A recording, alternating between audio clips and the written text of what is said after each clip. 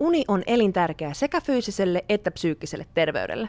Tutkimusten mukaan kuitenkin ihmiset nukkuvat nykypäivänä liian vähän. Kuinka paljon unta ihmisten todellisuudessa tulisi saada? Jostain on jäänyt tämmöinen luku päähän kuin 7-9 tuntia. No vähintään 6 tuntia. Vähintään.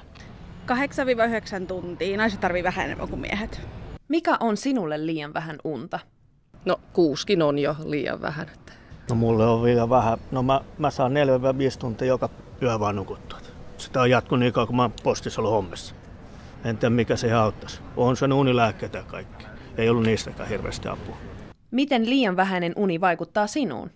Ei oikein lähde päiväkäyntiin. Aivot on sellaisessa summus koko päivän ja on tosi vetämätön olo. Väsynyt, kiukkunen. Siinä se varmaan. No, välillä on semmoinen pöppärinen olo. Ei oikein tajua välin mistään mitään. On ihan sumussa aamulla.